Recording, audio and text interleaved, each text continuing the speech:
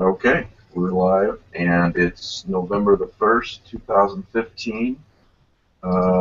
This is the Lovecraft eZine talk show.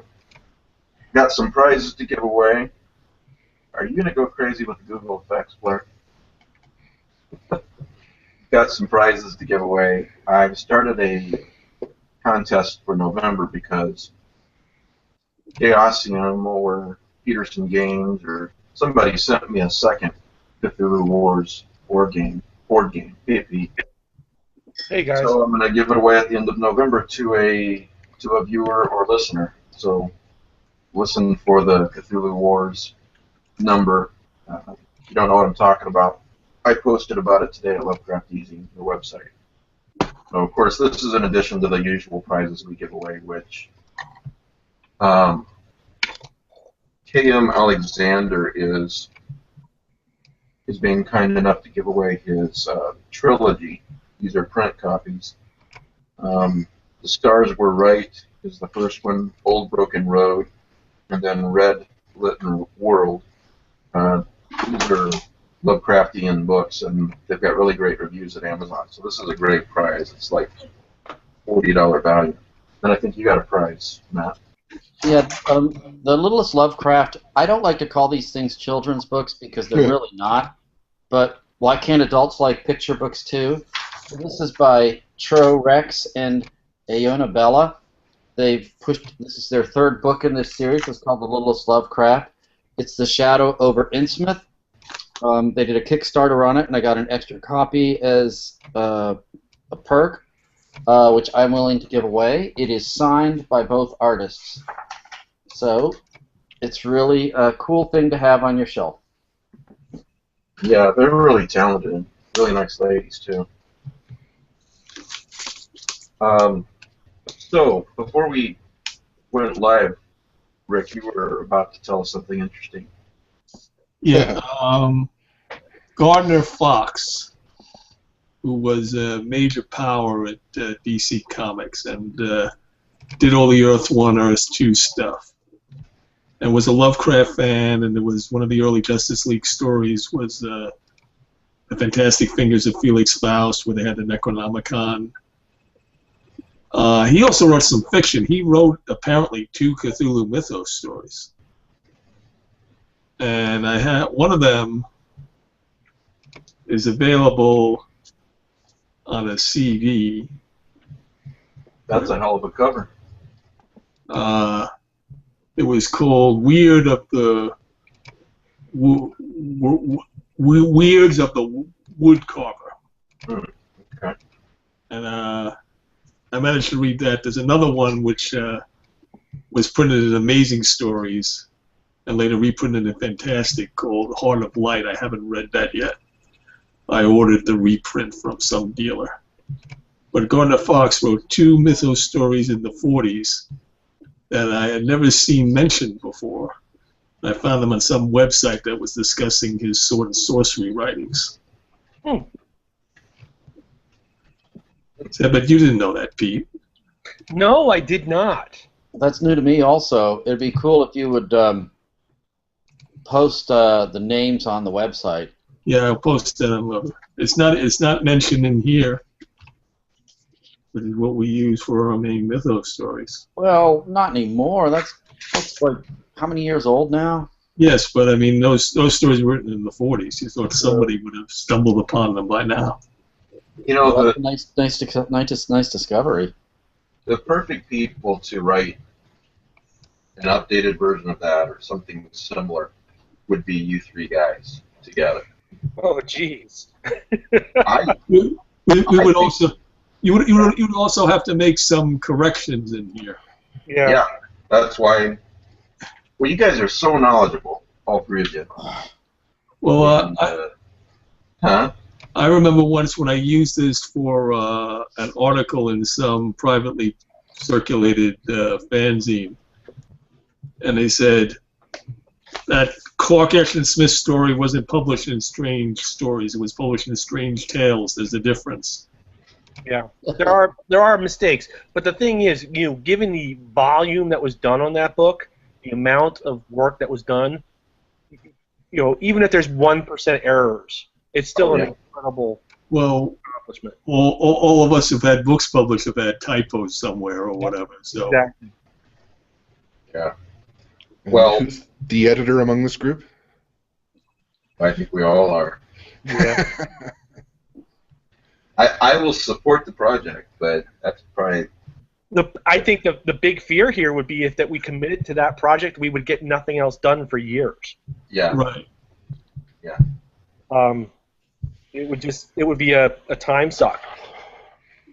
Yeah. And the only way, well, if it's a great contribution, if people get a lot out of it, then that's a reward. But to spend that much time, you have to be paid well. It has to sell well. This you do for free. You do this one for free. Yeah.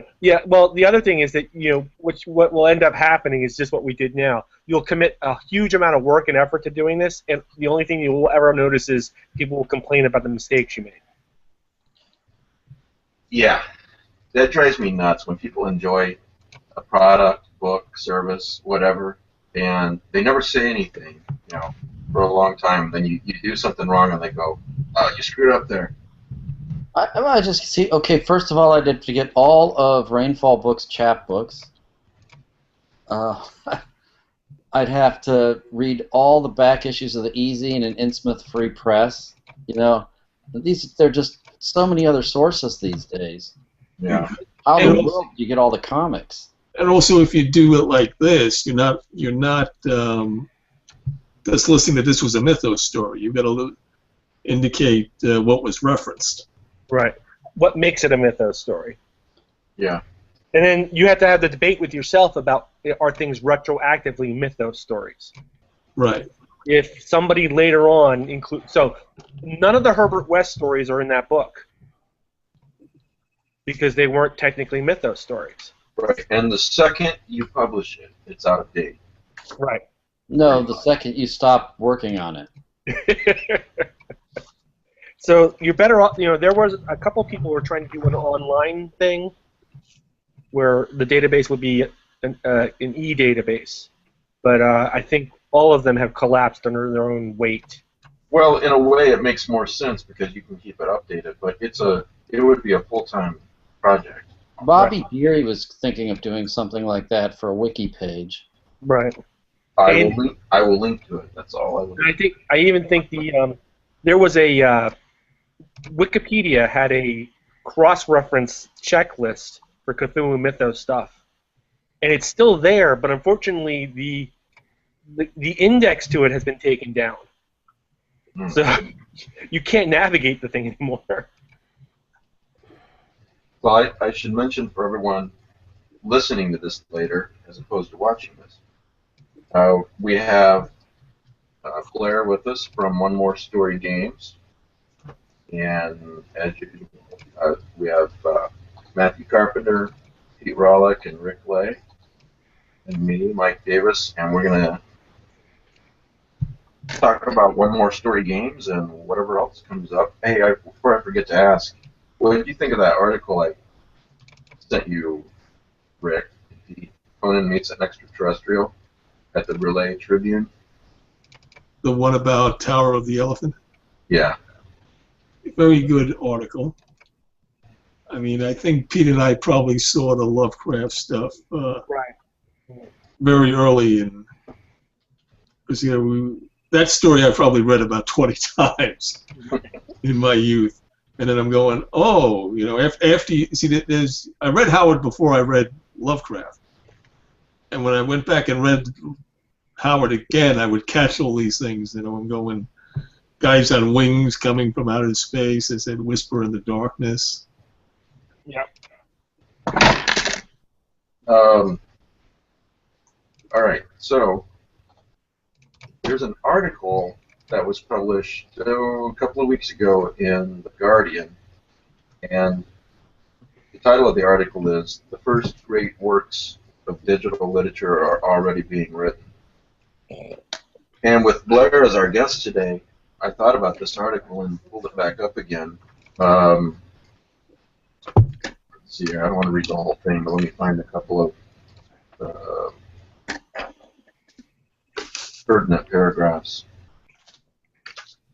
But are there video games experimenting with more interesting storytelling than any digital literature project I've seen? Yes, certainly. If you want to think of yourself as well-read or well-cultured, you need to engage with them. Being culturally educated about video games is as important as going to museums or learning about opera. How old was this author? Yeah. Well, you know, the point that the article's making is that Careful, Matt. and I see it in my son's video games. You know, he plays a PS4, he plays PC games, and there's some really, really good storytelling in these games. And if you're not reader, but a consumer of these stories, all the better for you, because they're great plots, great atmosphere, great storyline. But also, if you're a writer, this is just one more outlet where you can tell stories to be published, in other words. And I bring all of this up because of One More Story Games and what you guys are doing, Blair. So Yeah. let's assume that absolutely nobody out there listening to us right now knows what One More Story Games is. Can you start from the beginning and talk about it? Yeah, thanks, Mike. It's great to be back, by the way. We've been so busy with all the stuff that you're going to see here in the next little bit, sort of where I went to over the last year and a half or so.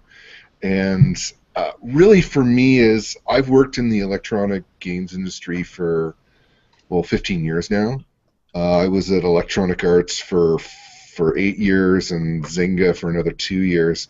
But I mean, I also have an English degree, and I'm also very interested in bringing storytelling into games. So a lot of the games that I worked on really didn't do that. So when the chance came up for me to go off and do my own game company, my own studio, I wanted to be able to create something where RPGers would have a place to go to play storytelling games, where writers would have a way to create content that people could appreciate that was maybe a little more interactively based.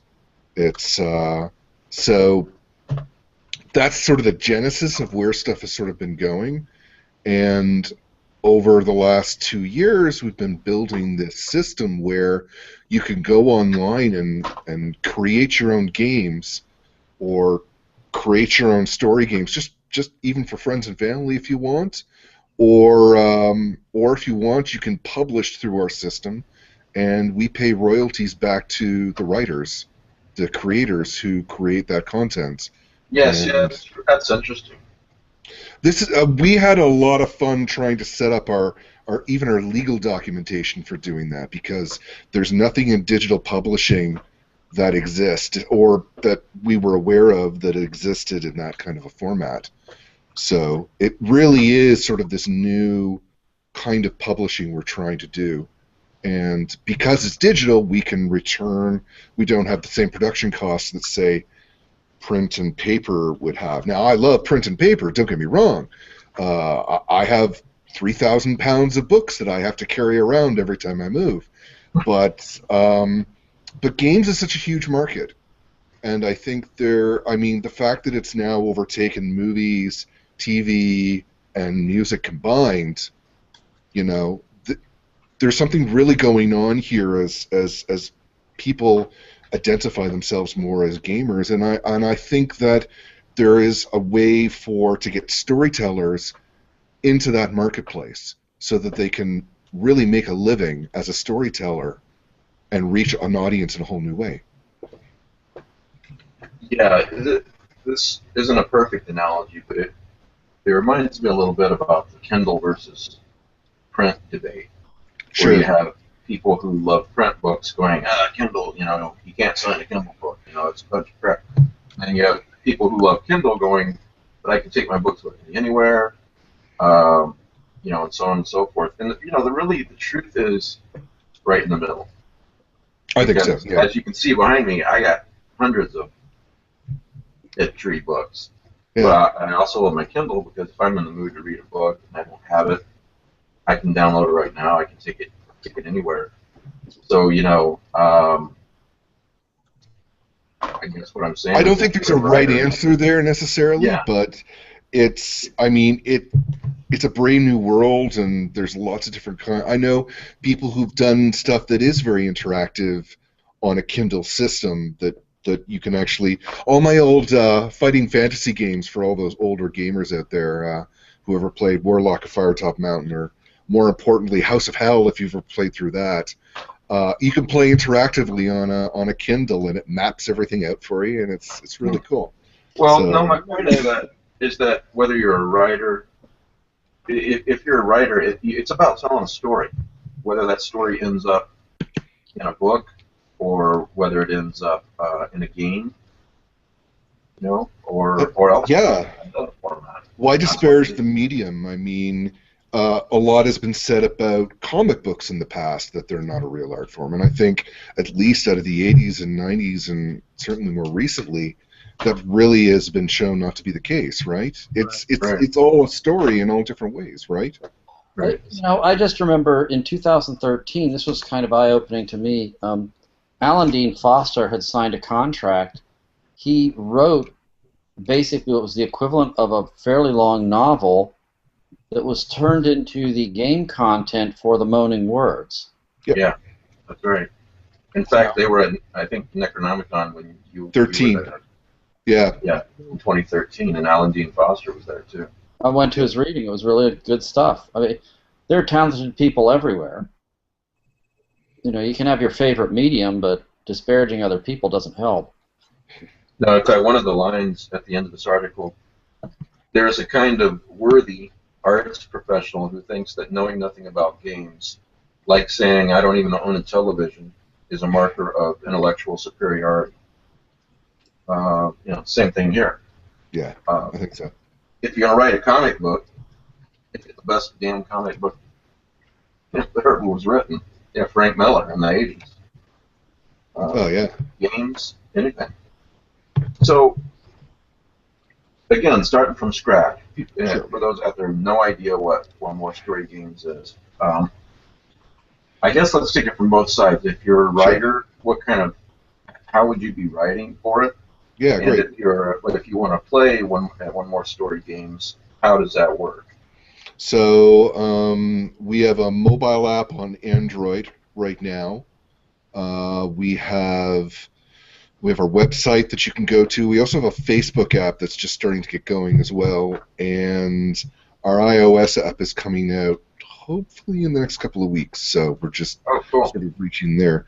And the idea behind that is, think of it, if you've got like your Kindle player for your different, you've got your Kindle apps that you can run on your PC or run on your phone or stuff like that.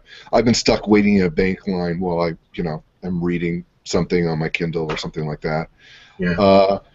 Our app's pretty much is the same way in that it delivers the content to you, and what the content is this ever-growing library of story games.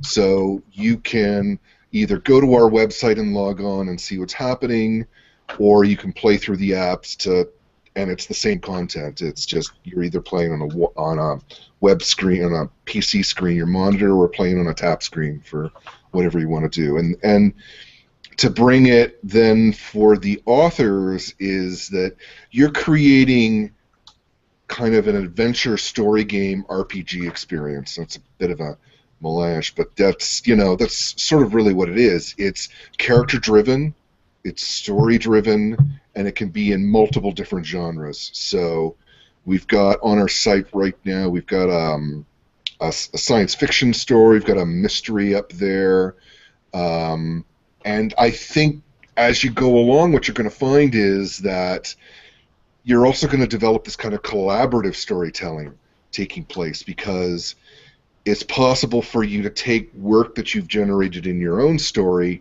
and share that up to other people so that you can have this communal storytelling space of I'll give you an example of something. I mean, I think that was really genius. If you go right back to Lovecraft and the Lovecraft Circle, is that you had this communal group of people just playing with each other's characters and playing with their inventions, right? And each person delivering a piece of the mythos into the system. And we're kind of developing a system to help facilitate that in a lot of ways. So if you're a writer and you write something, you write a story, it's accepted at One More Story Games. Yep. Your royalties will increase, I would assume, if the more downloads you get, more people playing the story. Is that how it works? Yeah, well, I mean, right now, we're trying to keep it as simple as possible. It's a flat. So just sort of get into the royalty structure. You got to understand that whenever you sell anything on the App Store or Facebook, Google, Apple, and Facebook, they take 30% right off the bat. Yeah. Gone. So nobody gets that. And then from the rest of that, we have 30% that we take and deliver to sort of our team to help maintain the software and the servers and keep stuff going. We deliver 20% directly to the author. So every time you sell something, that's money that goes directly to you and into. So as you're generating content and as people are buying that content, it's a flat rate right to you, right to the author. Right. And then we also take a percentage of that to also help promote everybody's content, so that it's not just it benefits everybody. The more eyeballs, the more people. Well, yeah, you have costs, and that's totally understandable. My question is, let's say someone writes a story for the website for One More Story Games. Yep. And it's not very popular at all. They've got like 10 downloads, and then another guy does that, and they've got 10,000 downloads. They're getting paid more? Are they getting paid per download, or? They're getting paid the royalty. Well, I mean and it's funny too, because I mean, they might offer their works for different prices, for instance. Mm-hmm. So, and that's also up to the author. It might only be 10 downloads.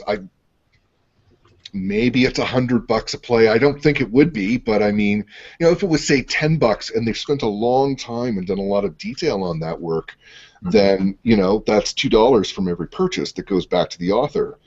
It might only be 10 today, but that might add up as you have more works that get released. Right. The other thing is that if you have that person who has the 10,000, for instance, and they might be doing the microtransaction thing where it's just $1 or $2, say. Okay, 10,000 purchases, that adds up really fast. That's the power of microtransactions, right? But yeah, that's what I mean. Yeah, but the people who are watching or playing that person's video game, you'll find that their audience, every time we show this to people who are not typically gamers, and I might sort of take you through some of the interface from screen sharing here if you let me, just sort of so we know what we're talking about. No, we don't do that here. Every time we Google Hangouts breaking down on you there, Mike? I heard about the Halloween show. I heard that. Had a few glitches. Just a few. Where you can have, where once somebody finishes playing a story, we have found our test users have been like, yeah, this is great. What else you got? What else you got to play? So I think even by having content in our system, as we start bringing, we have some big name authors who we are approaching and just working out the last of the legal details, people who have sold millions and millions of books. And so that's going to help benefit you even as a small author, or maybe somebody who just hasn't been discovered yet, because their audience is going to want to check out and see what else is on the site, and they might sort of buy up your stuff there as well. So we're hoping that this is sort of this snowball effect that's going to start to happen. Yeah. And for me, I love playing role-playing games, and it's a lot of work to sort of do that sometimes. But if I could go someplace where there was a new RPG game in my favorite genre every Friday night, that my weekend would be set right there, you know, and it's where you've got enough people who are contributing and creating content, telling good stories, putting in plot twists with interesting characters and interesting dialogue. I mean, I love me a good shoot 'em up, don't get me wrong, but I'm really passionate about games that can tell good stories, written by great storytellers. Yeah, I want to ask you about some of those authors, at least any you can talk about. Like Sure. the guys here, like Pete Rawley, Reanimators, Sure. and the Weird Company. Uh, that seems like a perfect fit. I think you told me before you've got a Mythos story on there, or are you going to already? We're working on it. We're working on it. It's I'm actually, as I'm sort of working, I wanted to have this all ready for you today. Of course, I slept in after the time change and all that. But I've actually, I'll just show you some of the stuff that I'm working on the other side here. This is actually the authoring tool, and if I show you, this is somebody's map I downloaded over on Friday, and I've got permission from him to use it. Oh yeah, I've seen that one before. That's real cool. Seen it? Yeah. Yeah. So what I'm actually doing here is so this is the editing tool itself. This is Story Stylus. So I've actually designed it so that I can explore this map room by room, and it actually will start dark when I load it up. And I haven't done anything else with this graphic. I've just uploaded it up to the site, and I'm just so as I identify each of these rooms here, I can put little dots on the screen, and so as I complete it, of course my mouse is going to stick right about now, but you can sort of see that I'm just sort of penciling out this region. Oh, yeah, And that's so cool.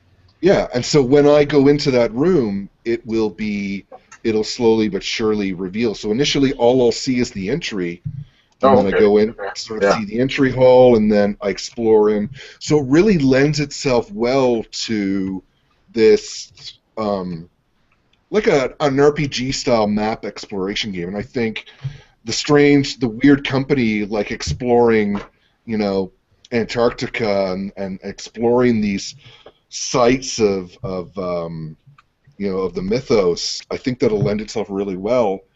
Haunted houses, stuff like that. I mean, that's, you just take a really good piece of artwork or even a map from an existing game, and you can throw it up into this system and start to play around with it and make it interactive. And yeah, and it lends itself well, I think, also to writers, because it treats all of the nouns of your story. So like when you start out, you choose sort of what's the genre, like what's the setting for your story, what's the time period, so you can have all these different themes that you set up, and then you just enter in all the nouns of your story. So who are the characters, where are the locations, what are like the props or items or things you might talk about, then and what are the events, and then you just sort of weave that all together. So it lends itself, I think, really well to somebody who is who comes from a text, a literary-minded person, where you really care about these characters and are exploring these locations and stuff like that. So, what's so exciting about this and living today is if you're a writer 20 years ago or more, you write your book or your short story, you send it in to be published, and you hope that it gets published. With putting aside whether it's good or not, let's assume that it is. Let's assume that it's a lot of really wonderful novels that went on to be classics were rejected plenty of times before they were accepted.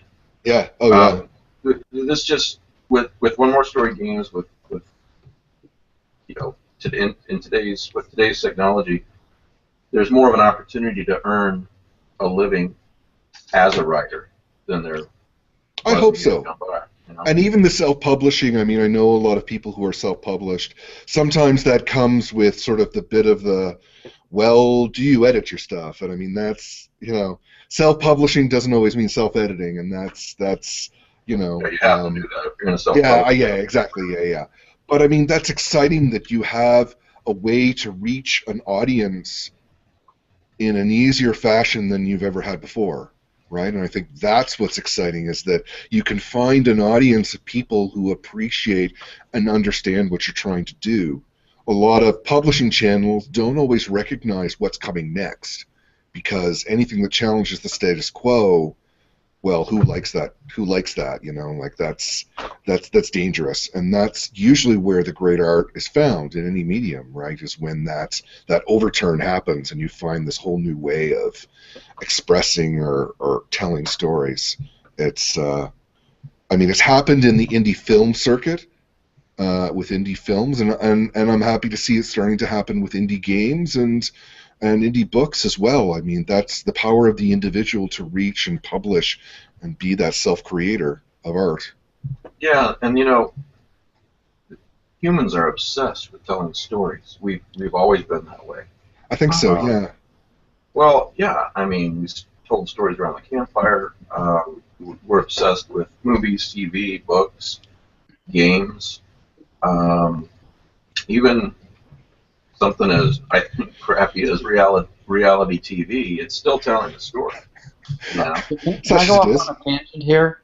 Yeah, go, Matthew. Go. There is a very good graphic novel series that actually gets into this concept of the power of stories. It's called The Unwritten. And if you've not been reading it, it is something I think you would really like. Very, very well done graphic novel. It's not Lovecraftian. Yeah, tell me more about it. It sounds interesting. Well, I'll post some links, but it's basically this guy. It's like his father wrote the equivalent of the Harry Potter books, and he was named after one of the Harry Potter characters. So he basically makes his living going to cons and talking about these stories, even though he didn't write them, you know. And his father disappeared, and he just hates it and hates its existence. And then some things happen, and suddenly he starts to find out the power of the stories and what that all implies for him, having the same name as this main character. It's just really very well done. I really like concepts like that. So, I want to read that. What's the title? Well, I'll put it on the website for you. You know, it also reminds me of a recent Dan Simmons book. I'm trying to think of the name, but he's Sherlock Holmes and Henry James are the protagonists. Really? And I'm not giving away a spoiler here. It's actually in the description of the book when I say that at the beginning of the book, Henry James is going to commit suicide, and he goes down to drown himself, and he meets Sherlock Holmes. And Sherlock Holmes is about to do the same thing, and the reason why is because Sherlock Holmes, you know, as smart as he is, with all of his powers of deductive reasoning, he's realized or strongly suspects that he's a fictional character. And this makes him want to kill himself, as you can imagine it might. And I don't want to say anything else about the book, but it's really, first of all, it's a great read, and I think that's a fascinating concept. So, you know, something about some characters or stories who are so ingrained or so real that they become real, perhaps. So, anyway, yeah. There's a Ramsey Campbell novel called 7 Days of Cain, which has a similar concept. That is a borderline mythos now. Borderline. 7 Days of Cain? 7 Days of Cain. Okay. I don't think I've read that one. Okay, so... Can I show you some of the games, or show you some of the stuff, sort of how stuff works there, yeah, Mike? go right ahead. Absolutely. So over here, hang on. So this is me playing sort of the web version, and I've got my wife as a character here. So yeah, play with my wife. There we go. That's right. And so in this particular game, I'm just going to continue it, and It's a mystery story set in New York, in Manhattan, which we use to sort of test out the system and just sort of show off what it can do.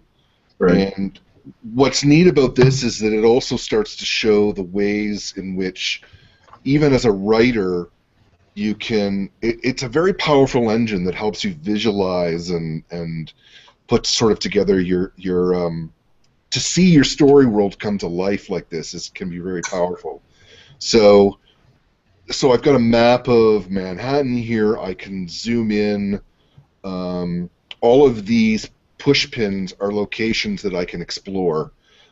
This particular map has, I think, about 250 locations, and so it's big, but it doesn't mean you have to go everywhere. It's more about sort of figuring out where you go next. So you've got little menus that are on the side here. So this is everything that relates to your character.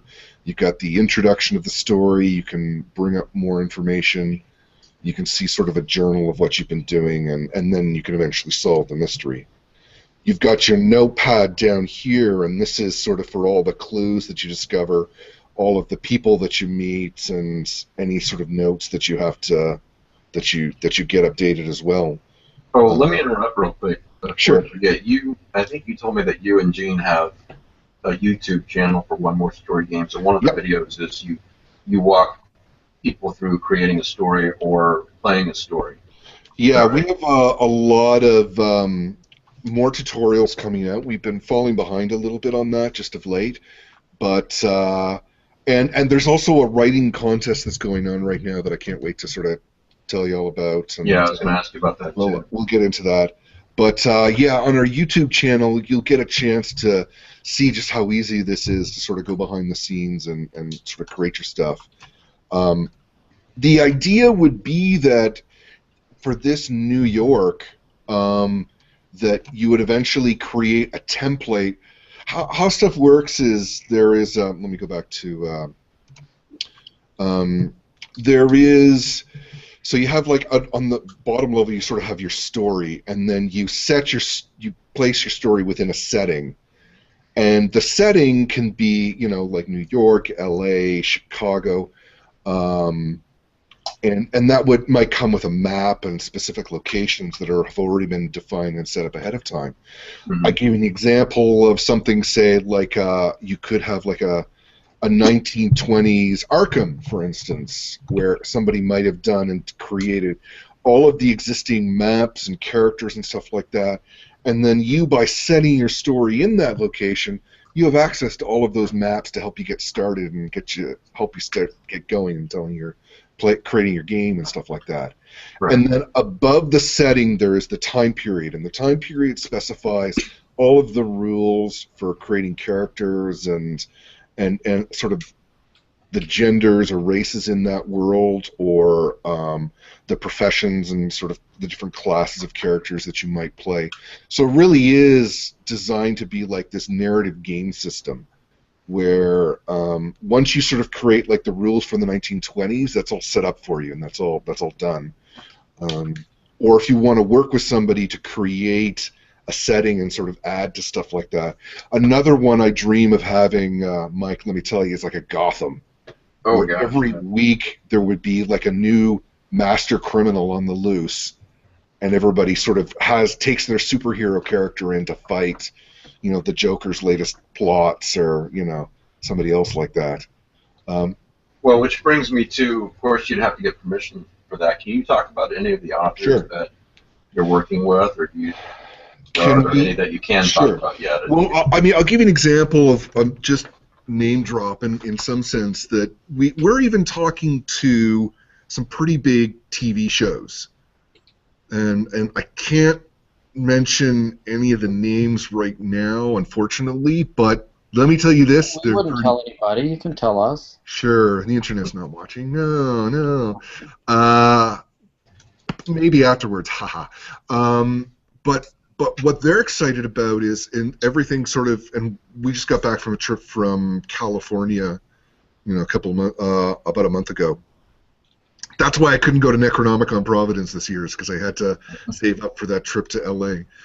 But the thing that's exciting there is they have all of this content. I mean, they have pictures for continuity, for actors, for locations, for, props and all of that stuff. They have all that media sitting there. And what they're excited about is the possibility where, because they have such fan engagement, they'd love to offer up that sort of their media toolkit, more or less, so that fans can create their own content. And and the kinds of things that we're talking to now, I mean, I could see that happening down the road, maybe with like a DC or a Marvel or whatever you're like. If you're really, really into XYZ TV show and One More Story games, you're going to love that.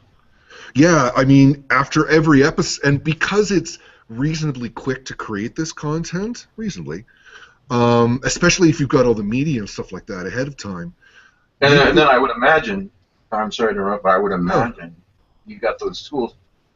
What you can really spend your time on is what you should be spending your time on. Exactly. Creating a really, really good story. Yeah, with great plot twists and great dialogue, and you take all of those complexities out of the way, and you just get sort of like I mean, back in my day when I was a kid, showing my age, we used to have these little plastiforms.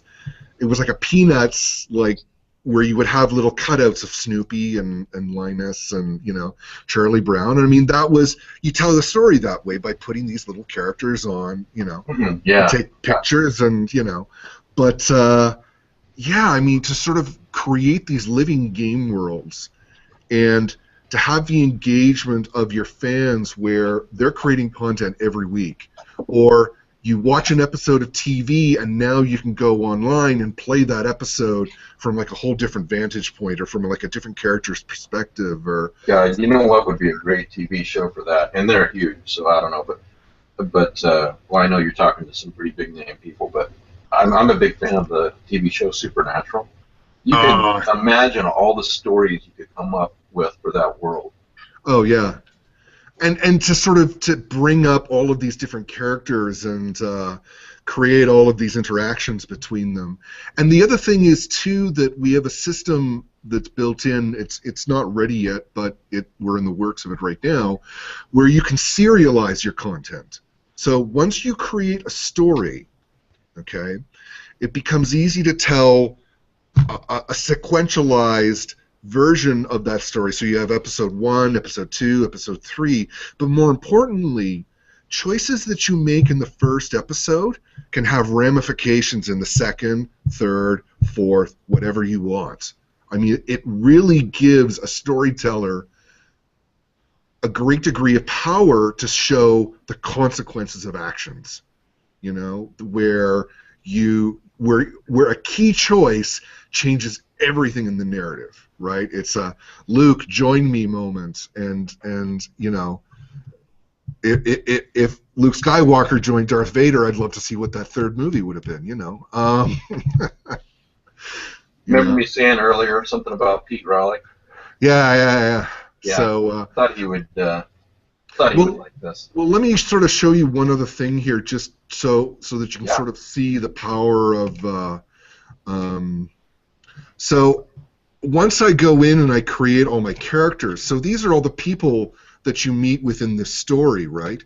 So this is Don Carson's. He's the guy that everybody hates, and of course that means he's dead within the first 15 minutes of the Murder, She Wrote, right? Okay. He's wearing a red shirt. That's right, yeah. But what's cool is that as you, like, when you start out, you only know 3 people.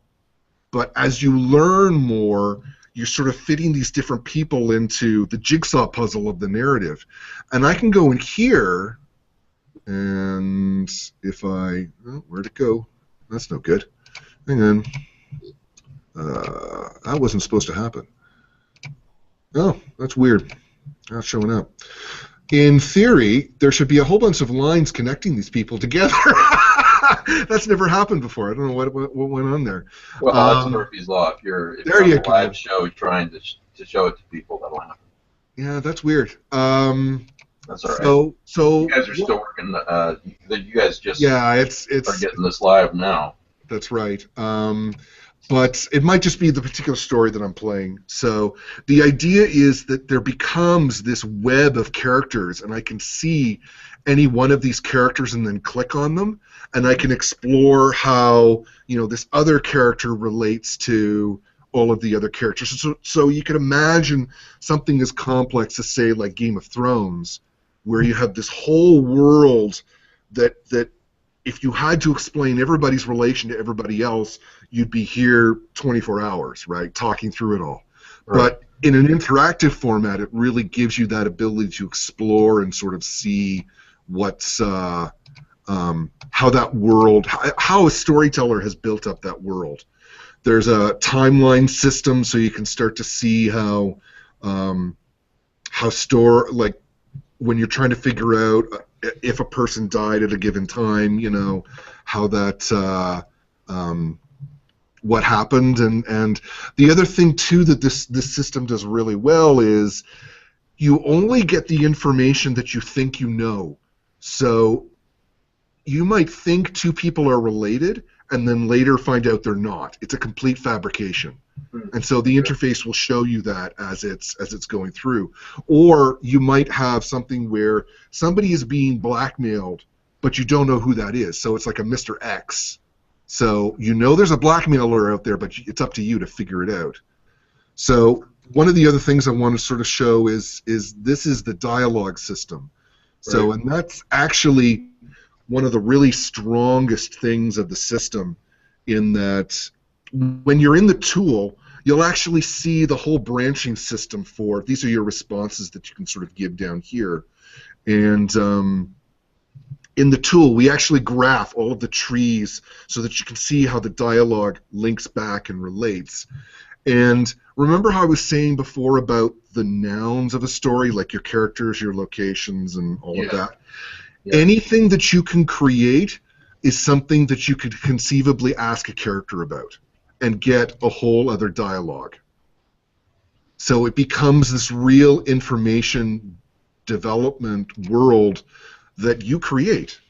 And you know, it's anything you create can be a subject of conversation for some other character. So that's kind of really exciting. Okay, so I got a couple more questions for you. Sure. Let me start with, let's pick on Pete Rawlik, okay? Excellent. Let's do that. Yeah. Love that shot of you and I just want to pick on Pete Rawlik. Of Necro this year, Pete. That was amazing. That the way you got that, you know, that bug-eyed look happening. That was, I don't know what. Yeah, there you go. Whatever it was glowing. Anyways, yep. So I think he's muted right now. It makes it harder to pick on him. But okay, so he's got Reanimators, The Weird Company, pretty soon. Third book in his trilogy, Reanimatrix. Okay, so you got this world here, and I'm assuming that, let's say John Smith wants to create a game, for One More Story Games, based in the Reanimators world. You know, of course, first of all, you have to get permission from Pete Rawlik and everything. But from Pete's standpoint, in this scenario, you got a publisher, Pete. Come on. Right? Yeah, from this standpoint, in Pete's scenario, this is another way for Pete to make money if people did this, right? Yes. What we even have people, just to sort of, well, we'll pick on Pete a little bit, but so we have authors who are creating content for their books where they only create like the first 4 chapters as an interactive game. And this is really great because it gives you a chance to see the characters, to play around with that world, to explore it a little bit, and to draw you in to that narrative. And then at the very end, you could put a link, hey, here's my Amazon page. If you liked this, try this. I mean, this is the whole story. Right. So it becomes another means of promotion for an author. And I've been to, I think, about... And cross-promotion. Yeah, cross-promotion of the transmedia. That's what we use these days. That's what the kids are saying. I've been to like about 9 different book festivals, and there's a thing that's out there right now. It's called a book trailer. I don't know if you've heard about this. Oh, yeah. Okay. Yeah. So press is really into book trailer. And from the people that I've heard, book trailers don't work, or they have yet to really show that they give you a good return on the money That's that you my put into it. opinion, yeah. Yeah, you know. Yeah. It's because it's distilling one medium down to another medium that doesn't really facilitate. Well, the issue is that, for example, I was just asked to write copy for the back of Reanimatrix. So I had to distill down a 140,000 word novel to 200 words. Okay, so cover the whole novel without giving anything away. So how do you do that on film? You got what? Maybe 2 minutes, and you really don't want to. You're not making a short film. You're setting mood, and that's all you really can do. With you can present a couple characters and mood, and that's it. And otherwise, What you really want to do is get their interest. Right, but it's hard to do that yes, it is. with film and be cost effective, because you can easily blow more than you'll ever make on a 2-minute spot. So, yeah. Well, and it doesn't necessarily facilitate it, right? I mean, it's how do you... So if you gave like the first 10 or 15 minutes of your story, I mean, and turned it into a game, at least that way you can distribute it for free and you'll find an audience. I mean, that's because they get to play in that world. It still honors your narrative, you know, Pete. It honors the author's voice because it's all of your words coming to life in that way. Yeah, I can really imagine, again, using Pete as an example, if you're, hey, on the Amazon page, like you said, oh, you love Reanimators, and you've read all 3 of the books now, you want more, go play the story. Yeah. I'm at one more story games, you can get more of it. So. Yeah, no, I mean, that's... So, yeah. Okay, a couple more questions. And guys, also, as usual, please feel free to jump in with any questions you have. Can I ask one thing, just sort of because have you guys had any experience with Twine? Have any of you guys used? I keep hearing about it, but I don't even know what it is. I'm almost 45, so I don't know what the hell it is. Oh, you poor guy. I know. Ready to drop dead, I guess. God. I feel old. I'm the youngest guy here. Are you? Yeah, I am. You're Are you so 40? surprised. I'd forgotten Thank you, that. Blair. It's been great having you on the show. Woo! All right, Twine, what were you going to say? Well, it's another game creation tool that's sort of out there, and I think there was somebody in the Lovecraft eZine gang who had been, who had developed, who had done a game design course or something like that. I remembered it one time. I thought it was maybe you, Matthew. I wasn't sure, but no, we had 2 guys come on who were PhDs candidates in game design, and they were talking about the AI they were doing for their current game. That was about a year ago, right? Oh yeah. Yeah, I think I remember. I don't remember their names, but they were not. They were actually 2 PhD candidates, and they were like at either Santa Clara or Santa Rosa. UC Santa Rosa, I think. I need to remember what that was because I remember being extremely interested, and that's why I had them on. So I wonder if it's out yet. Twine is another game creation system, which is mostly text, and it's a great way to sort of get started with. Is it like creating a text adventure game like we played in the 80s? Yeah, pretty much. I mean, because I love that. I don't mean. I don't say that in a. No, absolutely. Way at all. But the system that we're trying to head towards is more of like a graphical RPG experience because using the power of the internet, you can upload sort of your own files and graphics and but also have your text in there as well. So we like to think that we're sort of your cake and eating it too, kind of that whole T not T system. There's another IF joke for any of you kids out there. Well, I tell you what, when I was a kid, you wanted a book, you had to walk into the library and get it. I had to walk backwards through the snow. So Both ways. Both ways, yeah, I had to walk back when I was done. Well, yeah, because the snow would have fallen and filled up your footprints by then, right? That's right. I didn't have none of these Kindles or Twine or. That's right. We didn't So have Amazon bringing books to our door. No. Oh, isn't that awesome? Oh my God. Well, we did have the bookmobile. That's true. So tell us about this contest, because Yeah, the contest. Writers can win some good money at this, in my understanding. What a concept. Yeah. Yeah, because and let me just say the Right, and you bottom get line. paid for writing. That's awesome. Yeah, because we don't have the Walrus here tonight, but I mean, his favorite saying is, the pay the damn writers. This is and for me, this is a huge thing. It took me a minute to figure out who the Walrus was. Come on, Pete. Come on. We all know it was Paul McCartney. I'm sorry he's not here tonight. All my best to. Yeah. Yes, Ed McMahon did not make it tonight. He had to call in sick. I did not know that. So yeah, we have a contest. We have this contest going on, and really it's about paying the writer, and so we want to get a half an hour of playable content from people, from anyone.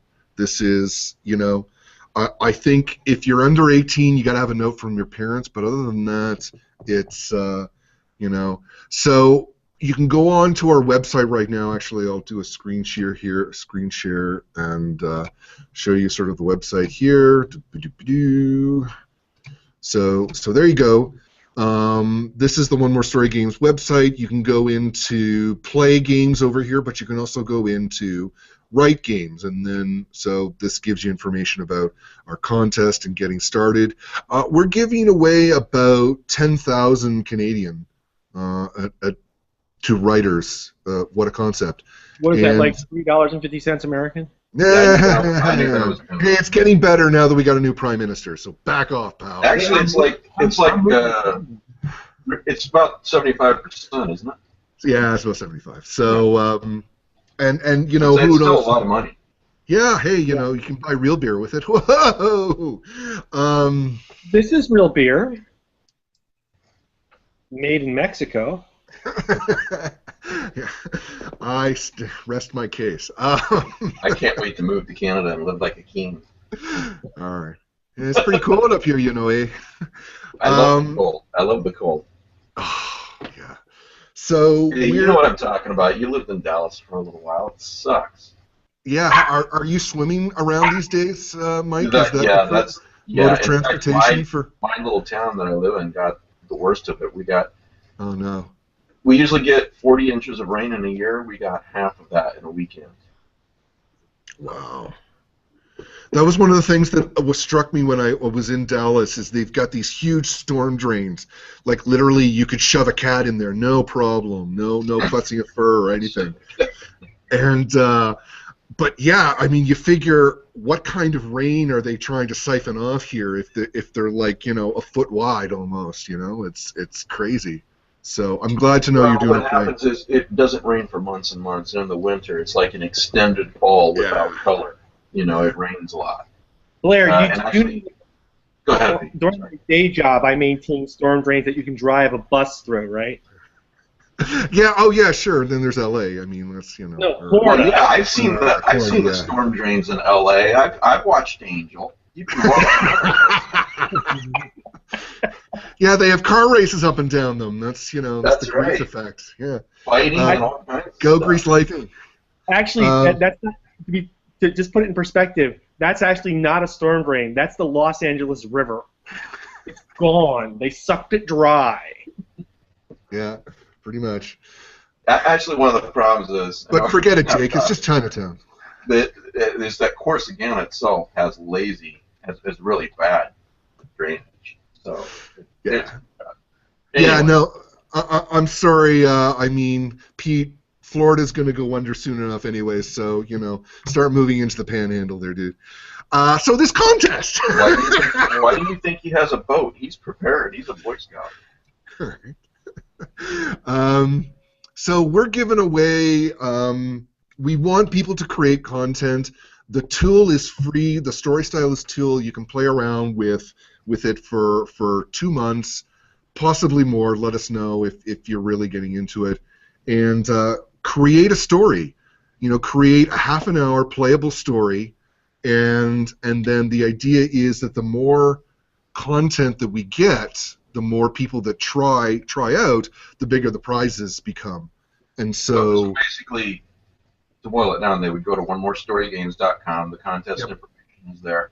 And then how long do they have? When is the contest over? Sure. So it runs until the end of this year. So entries must be received, as I read out here, December 31st at 5 p.m. Eastern Standard Time. So you've got 2 months, to create something up and give it a try. You've got nothing to lose. I mean, it's not like the tool is free itself, but give it a try. Give us some feedback. Where are you getting stuck or something like that? And if we get over 25 entries, then how it works is there's an initial prize that's given out, and then the more people that play your game, the more we share back to the people who have won. Or maybe we buy your content outright and sell it online for.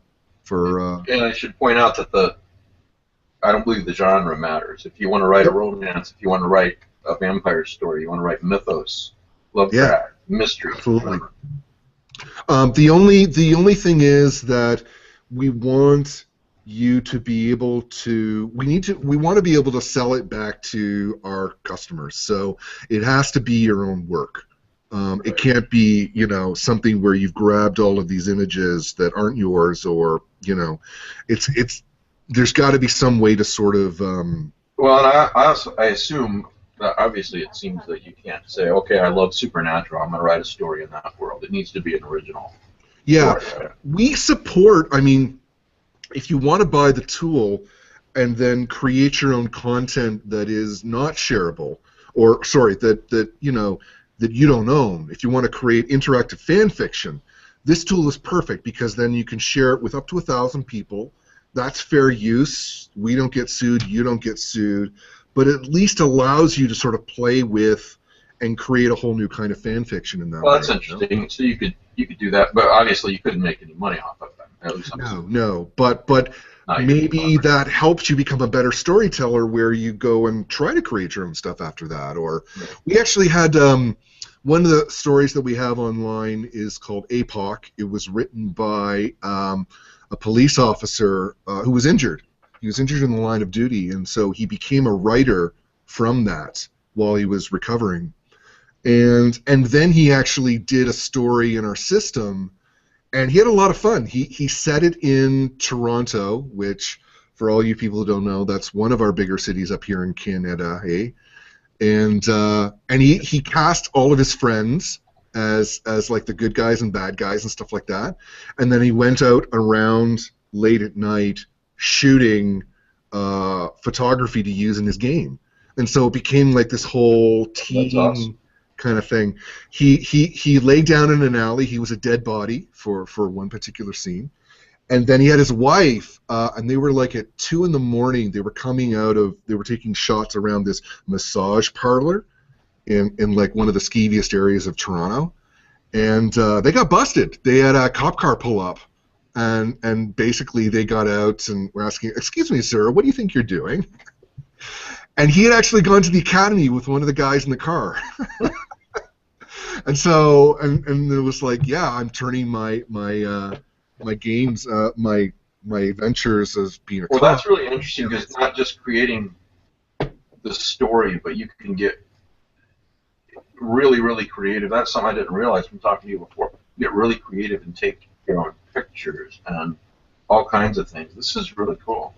We have a new system where that we're just putting in this week, where you can really stitch together all of your photos. And yeah, let me see if I can pull it up here. I'll load something in the background here so it's all development stuff. But if you guys have ever played the adventure game Myst way back in the day, I mean, it was pretty popular, right? Okay, so you could say So in that particular game, it was all rendered images, right? It was all, it was this fantastical world that they had created. But you could take, say, like your holiday snapshots, say, or pictures, say, of Providence or something like that. And you could, using our system, you could stitch them all together and have your own Myst adventure game, and then publish that for mobile and for the web. That is truly possible. I'm actually going to bring up my our test world right now to sort of show you the kinds of things that you can do. I remember playing Myst, and I was especially impressed with Riven. Yep. Later on, the sequel. The thing you got to realize is that what we're trying to... Amazing. Yeah, I mean, and it's this living world of sorts, and if you could combine that with that sense of wonder and exploration with dialogue and real characters, like characters that really come to life, that's the kind of thing we're trying to go for here. And, since you brought up Myst, it makes me, it kind of begs the question for me. They had some great music in the game, from what I remember. Can you add music to this? You can add voiceover to your text, and you can add music cues. Yep, and you can. There's a scripting. I mean, that is just a wonderful, wonderful way to set mood. If you can imagine Myst or Riven without the music, it would not be nearly as effective. I own the soundtrack for Myst. That's how much I loved it. Yeah. So you can trigger musical cues or audio cues, or you can trigger voiceovers to be done with the conversation, if that helps bring that out. Like, I mean, I love Reber Clark. I mean, I met him in Necronomicon. Great guy. Right? Yeah, great guy. I would love... See, this is my dream of where artists and writers and musicians and editors can all come together into this community to create this new kind of content. And they can all work remotely and work through the website and upload whatever they need, and collaboratively build a game that would take a studio a year to build. Some really passionate people could tell some great stories and create some great interactive experiences. That's pretty exciting, because currently that usually happens with bigger budget things like movies or games, and that your average small press writer or your average person can't get involved with that. Someone as talented as Reber Clark, but he's not in Hollywood. So you want to put me up on the main screen there? Yep, you are for the viewers. Okay, great. So this is an example. I mean, this is just something that I've been working on for the past. Here, I'm a character on the test system. I'm going to create a new game, and so I don't have the rights to that image. Sorry, test image there. Sorry there, Mr. Freeman. Yeah, that's all right. I'll just get sued, but go ahead. Yeah, that's okay. Blur that out. So in this, and literally, man, I was able to stitch. This is a bunch of images online that I put together in probably under a half an hour. Okay, so you can see. I was going to ask you about the learning curve and how long it takes. Yeah. Well, we've been doing summer camps for kids, and the camps generally last a week, and when they're done, after a week, they've got their own playable video game, and they've learned enough of the system that they can go off and sort of learn. Actually, let me sort of go back to just really quickly. If just really thinking about it, if you start with the nouns of your story, the characters, the locations, the items, and you just sort of start to build that up, right? Slowly put in maybe your maps and stuff like that. I mean, that'll keep you busy for a while, and that's a lot of fun actually, because it's just it's just a fancy word processor in that way, that you're just entering all of their information in. Maybe you upload a bunch of test graphics to sort of just get a sense of who you're thinking of for each character, and then you build out as you're comfortable. So when you and Gene started talking to me about this, I kept thinking, okay, it's a text adventure game basically that you create. What makes it different? But I think the better example is what you just said. Myst is a good example. You're creating that type of experience, Myst and Riven. And so good examples. I could see people going into like abandoned houses and stuff like that, and taking their own pictures. Oh, yeah. You know, and then they've got their own turn of the screw, Cemeteries, or that kind of stuff. exactly, yeah. Yeah. You know, because like for photographers, you can do some really amazing things. Yeah, my downtown here would be a great setting. Yeah. Old buildings in this small town. And then remember, you've got the advantage that you can once you create one world, you can start to add more to that. So you sort of see here as I click around, I'm exploring, and these are just images I just grabbed off the internet, right? Right. So, and in this particular example, I've got like a little puzzle where there's a door over here that you can't get through, but if I click on the barometer and then I click, and that now lets me click on the fireplace. Hang on. Oh, and then I gotta click here. Now I can go in that door. So it's like little puzzles that you can create for, and all of this. So you can have doors, you can have rooms, anything that you see in this image could be something that you could click on and interact with. Sure. So, and it's just like I was showing you before. It's literally like screen share, screen share again. Raven wants to know about the skeevy areas of Toronto. Are those the areas where they only sweep the streets and water the plants once a day instead of twice, and sometimes people forget to say thank you? Nice, very nice. I mean, actually, downtown Toronto is a bit of a shithole. I mean, I'm not kidding there. Actually, I've always wondered. I've never been to Canada. It's across the ocean for one thing, but. So we got to have a new Lovecraft festival up here. Is that what's going to take? Is that okay? No. If I could live in Canada, I would do it. But I'm never going to live in Canada because my wife hates the cold. So. Oh. I'm just curious how downtown Toronto compares with, say, downtown Dallas or Chicago. Well, downtown Dallas, I mean, it was pretty clean where I was, anyways. I mean, that's and it's all the humidity, I think, for Dallas. I mean, especially during the summer there. It's 100 degrees every day. Yeah. That right there will make you want to murder someone. Yeah, really. Yeah. When it's 100 below zero, you're just like, oh, screw this, I'm going home, sit by the fire. Actually, I have it. So when I went to Madison, Wisconsin, I met all the people were really, really nice. The city was clean. Everyone was really, really friendly. And what I realized was it gets so cold there that if you're an asshole, they kill you. I don't want to put up with that shit for 3-4 months, and you're locked in a room with somebody, for a couple of months. You got to be nice. It's a deterrent. Exactly. It is, yeah, pretty much. But Logan told me that. My son told me that, we just moved down here a couple of years ago, 4 or 5 years ago, and then we moved to Corsicana a little over a year ago. So he's fairly new in Corsicana. He's in his second year at this school. He's in 8th grade now. Well, his new friends wanted to know if he's from Canada because he doesn't talk like he's from Texas, and he's really, really nice. That was the criteria, apparently, for... You don't talk like a Texan, and you're a nice guy. You must be from Canada. Or at least those blue states, watch out for them. Then why couldn't he be from New York? Well, or New Jersey. Maybe you're not a nice guy if you're from those states. I don't know. That's what his fellow 8th graders were asking him. So I'm just passing it on.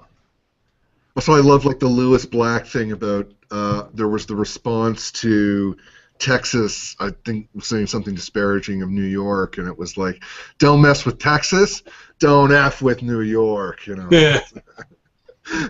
Actually, in Norway, apparently, if someone just goes absolutely crazy, that's the slang for that is Texas. Yeah, the term for crazy in Norwegian is Texas. Yeah. All right. So, I don't know how we got on that topic. I'm sure there was a good reason. But. Being nice and Canadians and all of that Yeah. stuff. So there you Oh, go. and the Stevie area of Toronto, right? Well, and even So- then, I'd love to see games that are set, in all of these unique locations that really gives you a chance to explore, these different worlds, these different places. Yeah, on the show last night, I don't know if anybody heard this part because we had a lot of glitches, like I said, but we went on a little tour of one of the buildings. It was a haunted tour of one of the buildings down the street from me, and Cool. there's this old banister staircase with a nice old banister and everything. And I thought, man, this is so much character to photograph something like that and put it in a game like this, for example. Yeah. There's just so much you can draw from. And you don't have to have a team of people rendering it into this 3D. The photos will do you just fine. I mean, and you'll get a good gameplay experience out of that. As you're sort of playing through and exploring stuff, and let your words come alive to tell a good story, to play with the people's imaginations, and build up the suspense that way. Okay, so you can go else online you to need our to know? website and yeah, go ahead. Sorry. we have a Facebook page as well and our YouTube channel to find out more. You can see some of our tutorial videos that we've done thus far and maybe come up with some ideas. And even if you just want to email us at info@onemorestorygames.com, we'd love to hear from people, sort of what their ideas are, or, what they're trying to, what they think they might come up with. It's like I said, I mean, we're just starting to scratch the surface here, and there's so much that we want to do in terms of bringing together, storytellers and artists and musicians. Now, and at editors. the YouTube page, you've got a tutorial for people who want to write. You've got it. Yeah, we're going to have lots more. I mean, I've only shown you like a fraction of what this thing can do. Yeah, I was just going to say, I recommend people, if you're going to write, before you get on and get too Play some of the frustrated. games, yeah. Well, yeah, do that, but also go to the YouTube channel at One More Story Games YouTube channel, and I think Gene explains quite a few things. It'll get you past the learning curve a bit. Yeah, I mean, I think just start out just going in, creating some characters, upload maybe a map or two that you think might work as a setting for what you're trying to do, and then try it out, see how it sort of plays, and we'd love to give feedback. We want to do some webinars over the next couple of weeks, just as something a little more live as people are having problems with stuff, and really and truly, we just want to see sort of where we can get by the end of this year for new content, and before we get some of the big name people in to that really bring a huge audience, we hope, to this whole new system. So onemorestorygames.com. Yep. Yeah, go ahead, Pete. You got it. So not right now, but Oh, okay. I'm sorry, I misunderstood. Yeah, you definitely can. Mr. Segway. onemorestorygames.com. Yeah, and it's free right now. We have issues with it working on the Mac at the moment. We're trying to get around that. But in the next few months, you're going to be able to play it on the PC. You're going to be able to play it as well. I mean, you can play it on the PC, but as well as that, Android and iPhone. Mm-hmm. That's and the player. So Yeah. the authoring tool only works on PC right now, so that's an issue we've got that we're trying to work on. We've done this with like a shoestring budget, seriously. I mean, this has just been, you do what you can to make your dreams come alive, right? So this is, Absolutely. yeah. Now, you mentioned a few names to me when we were talking privately a few weeks ago. Are there any names that you can mention at this point, or no? Nah, I can't. I'm sorry. Okay. No, that's fine. I was just curious. It's just down to the last couple of legal things that we're just trying to sign up. There's I'll tell you guys this though. There's some big things in store for One More Story Games. Yeah, there's somebody who sold like 20 million books that were just about finished all of the paperwork. So but we're just not quite there yet. Sorry. So in other words, what I'm trying to say is there's some big name authors out there who think a lot of this idea. Well, and even then, I mean, there's some writers that we've talked to at these literary conferences mystery conferences and all that stuff, that even just are excited by the opportunity of trying to create this interactive content, not just take some of their existing works and retool them, but to actually try to tell an interactive story with branching choices and, where choices sort of matter. Yeah.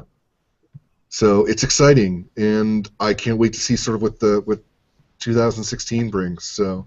Well, thanks for being on the show, Blair. I remember when we went to Necronomicon in 2013. When you were just starting this, and you were so excited about it. I remember we went to lunch with Jeffrey Thomas, and you were talking about Punktown, for example, and how well that would work for Punktown. I'd love to bring Punktown to life. That would be amazing. Yeah. Yeah. What this really reminds me of is like in the late 80s there was, or maybe even early 90s, there were sort of these shared world anthologies. There was Heroes in Hell, the Leovic stories. Thieves' World. Yeah, George R.R. Martin did the Wild Card Aces. Yeah, that's Thieves' World. There's a couple of essays in here. Actually, I like even reading about. For any of the Thieves' World, at the end they have essays about how they've done this collaborative storytelling. Right. And they're really great to read, just about sort of how you bring storytellers together into this, like the big tent, in a sense, and everybody's sort of doing their own thing within this shared mythology. So, yeah, it's exciting. It's really exciting. Yeah, the one that comes to mind the most, though, is the Larry Niven's Manzinti series, where he opened up new space to everybody else and just said, go ahead and write stories, and as long as they're good, we'll publish them. Really, really changed some of the ideas about what was happening in known space. Earlier we were talking about Gardner Fox from DC, and your enthusiasm and stuff, everything you're saying, it really reminds me of like what would happen at a comic book company at the very beginning, where it's like, okay, well, we're going to publish a detective story, and we're going to publish a romance, and we're going to publish a superhero, and we're going to publish an occult investigator. And like 3 or 4 years later, you have the crossover series, right, where everything starts melding together, and you emerge with this sort of universe that didn't exist before. Yeah. You're almost there. I think so. And we've even done up the design for what it would be to have 2 or 3 series merged together, and how that would change. Yeah, we're already there, because that's where it really gets exciting. Of choices in one storyline, like what are the ramifications of that as you start weaving stuff together? I mean, that's really exciting. Yep. So. And I love comic books. Don't get me wrong. I wish I had more money for comic books. Is my problem. But we've talked about this before. How the only way for me to afford comics anymore is wait until they get put into an omnibus. The anthology and stuff. Yeah. There's a new comic out, Lois and Clark, where basically Superman and Lois from one universe get their universe is destroyed. Now they're in the main DC New 52 universe, and they keep their existence a secret from the world, from the Superman of the main world, the main universe. And I just bring that up because I thought, wow, that is fascinating. That looks really, really like something better than DC has done for quite a while. Yeah. But it's $4 a comic. I can't afford to pay $4 for something I'm going to read in 15 to 20 minutes. Right. You just have to wait until it's cheaper. As Joe has mentioned on more than one occasion, it used to be only a dime when he and I were buying these things. Yeah. And they churned them out, like the writers were churning out 8-9 stories a day. And you had weird subgenres then. Yeah. Everything there was the dinosaur. There were dinosaurs all over the place in the 60s. Battling everything from Superman to Marines during World War II. Right. There's inevitably there was a giant ape story. Yeah, I mean there were Titanic, there were all these variations, and then the King Kong stories became the talking ape stories. Right. Grodd being the most famous of those. Yep. That was a very weird subgenre of DC Comics. Yeah. You know, I'd even love to see starting filmmakers who are just sketching out ideas for their film, you know, to have like a prototyping system like that where it's, you know, or even comic book artists where, you know, again, they're just getting going, you know. You can start an audience slowly but surely by building up something where you just, you know, start small, deliver it on the web and see where it goes, you know. So that's... Have you thought about putting together a pitch stable where, you know, a writer can come in and pitch ideas to a stable of artists and designers? Yes, that is... I think the more... Thanks, Pete. That's a great question. I think the more that we build up this community where artists can put their art up or portfolio or links to their dev art or whatever, or writers can talk about the projects that they want to do or work on, I think that's exciting because you get to sort of shop around to work with the kind of people that you want to work with, and that creative community, I can't think of all the great things that's going to come out of that. I mean, that's exciting to me. And musicians and editors, like I said before, I mean, that's... Right. And it probably goes without saying, just to bring it full circle to Lovecraft mythos, what you could do with there's so much being written in the mythos these days that there's so much you can do with something like this. Sky's the limit. We even have people who want to do stuff for live events. So you could go to a conference and then play the game of the conference that's happening while stuff is going on. So, I mean, I won't stretch your head too far about where that could go, but yeah, you know, like... that's so meta, dude. It's, yeah, the inception of event planning and stuff like that. But even, look, let's just start small. Just go in, give it a try. The stories and the games we have up there right now, I mean, they're getting better. It's just, we're crawling, we're getting going, we're adding more features onto stuff. The tool itself is pretty stable right now. We're pretty happy with it. Well, and you know, Blair, what I like to say, I really, really believe this, that it's better to do it right than to do it fast. I believe that with pretty much everything. You know. Yeah, I mean,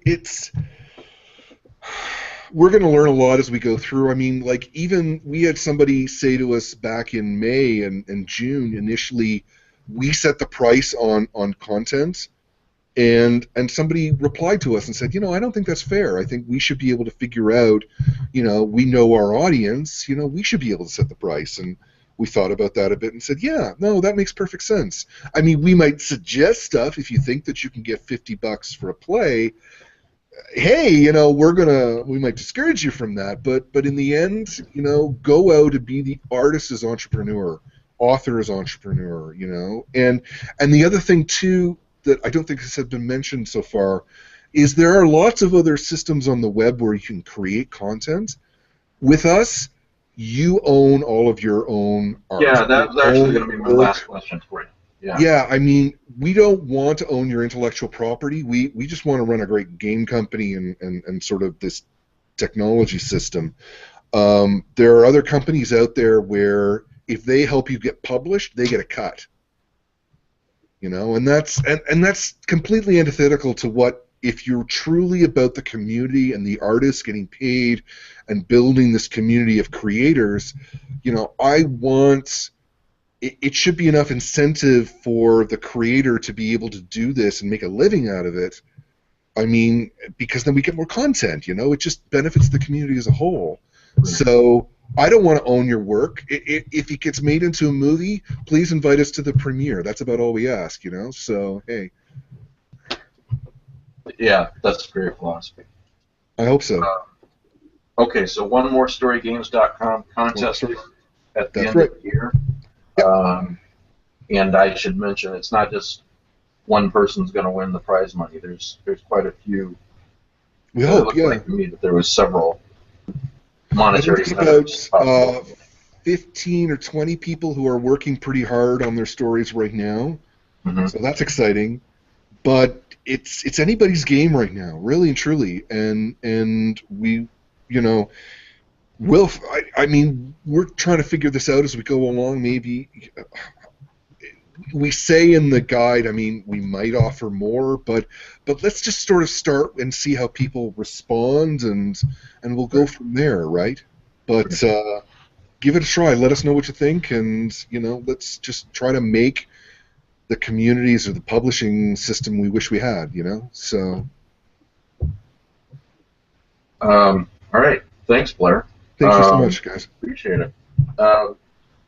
Pete, you wanted to talk about something. Yes. It helps if I turn the mic on. So, against all better judgment, because I have all the free time in the world, right? James Harrison has convinced me to come out of retirement and to play Call of Cthulhu again. Well, I've tried to counsel you that he's a very bad influence. But So, Hi, James. starting this Friday night, with the help of Microphones of Madness, we're going to be playing Call of Cthulhu at 9 o'clock. With Eastern some of the Standard or where? Yeah, Eastern. No, actually, it's a German standard. No, it's Eastern. Oh, the Not all Walrus of is us live playing. in All right. the Eastern time. No. Yeah, I think it's going to be Leah, Kim, and Lily. Who I don't know them that well. Where can people? Are you going to broadcast live? How's this all? They're going to provide. James is going to provide a message board link on the message board before it starts. So when I have more information, there'll be a link, Facebook link. So, and I think it's going to be a 1990s setting. But beyond that, I don't know anything else, which is a good thing. James. Who's running it? James Harrison. Cool. So, Yeah, he's such That just sounds so much fun, but gosh, I don't know where the time's to come from, you know? Well, I got to blow off some steam somehow. And killing monsters on paper is better than shooting people in the street, apparently. I've heard it said. Yeah. Or so you've been told. Yeah. Yeah, and it's only, it's not like I do anything on Friday nights anyway. I have kids. I can't really go out. So, yeah. I think it'll be fun. I've created a character, and if anybody gets the reference, his name is Major Tom Zero. Ground control too? Yes. Yeah. Well, I was thinking in Mystery Science Theater. There's a link, yeah. Yeah. It's all crossing over, yes. So we'll see how long he lasts. Somebody's got to make a crow character and a. No. That'd be so meta to critique You ought to make a character who's like a stage magician down on his luck, reduced to busking, who's really annoying and overtalks everybody and breaks out in song. Yeah, that would be Crow. Character. I could see that. He gets his bar drink for free. I don't know. It just see where it goes. Yeah. Imitate life. Imitate right. life in that way. But yeah, I think it'll be fun. It's been the first time I've played in over 20 or 30 years. So it really will be like the '90s for you. It will be, yes. Yes. Hey, just about every day's like the '90s for me because I don't get the modern world. That's funny. Well, James is a good game master. I bet it'll be a lot of fun. I hope so. Otherwise, I'll just kill my character. No, just kidding. I actually invested a lot of time into this character. He's got a huge backstory and whatnot. So. Very cool. I wanted to give kind of a little shout out to a guy that I think watches these shows. Stan Sargent. And if you're watching or listening and you're not familiar with Stan Sargent, you got to really check out his books. He's written a couple of great books, Yeah. several. I'm not going to try and mention them all, but The Taint of Lovecraft. Sorry, I will mention that his story, The Black Brat of Dunwich, is probably his best work. It's available in a few places. It completely turns the Dunwich horror on its head. Right. Right. He was one of the influences on Reanimators. So. I'm sure he'll be glad to hear that. Well, I hope so. The Taint of Lovecraft is one of his books, and then Ancient Exhumations, and then Ancient Exhumations 2. No, that was +2. +2. It was a reprint with 2 more stories. So you want to get Ancient X? Oh, okay. Because I never could find the first one. I was always trying to figure out what that was. So I'm glad I brought him up. So you would only buy +2 and you have everything. Okay. Not that we've got all these books and. Yeah. Yes. I have them. So anyway, what else is going on? We got anything else to talk about? Well, I have recently come across some pretty good graphic novels. One is just coming out. Let me see where I can find it. Well, one that I recently read that I didn't care for so much was Rat God by Richard Corbin. Right. The character, I think, deliberately looks like Lovecraft. But there was... oh, dagnabbit. Gotta find my downloads. That's all right. We know you're stuck in the 90s. There was a recent Kickstarter, and they created a graphic novel that is really quite good, based on Pickman's model, but it's more like if someone's trying to find Pickman and they hire a PI to do it. I thought it was it's an extremely well-drawn, well-written book. I thought that was called, like Pickman is Missing or something. No, let me... dagnabbit. I'll have to look it up. I'll put it on the website later. I don't know if it's available to the general public yet. It is being passed out as a perk. The PDF was, but it's coming, and it's like Case File Arkham, something like that. Okay. That sounds about right. I think I know what you're talking about. But the art is really gorgeous. The story's really interesting. Pretty graphic. And then there's also another one coming out called Lovecraft, where Lovecraft is a character who's been in an asylum for 15 years, and some people bust him out because they need his skills in magic. So there have been a few really nice graphic novels that have come out lately. That's not Beyond Lovecraft, is it? That's currently a fundraiser on Indiegogo. I don't think so, but I'll look. Well, this is really interesting because, yeah, it's called. I'm looking at an email from the guy right now. Mike, I'd like to share a press release with you that I hope will be of interest to readers of Lovecraft eZine. Now, I get a lot of such emails, as you might imagine. But it really piqued my interest. And he goes on to say, it's for a crowdfunding campaign with which I'm involved, for the graphic novel Beyond Lovecraft. While I'm aware that crowdfunding campaigns are not often seen as newsworthy, in fact, they're often seen as mildly irritating, I think this one has a perk that makes it worth commenting on. We are selling real estate in the Lovecraftian town of Innsmouth. Contributors to our campaign can actually buy and own a house in Innsmouth for the paltry sum of $1,000. This is just one of the several unique perks we're offering contributors.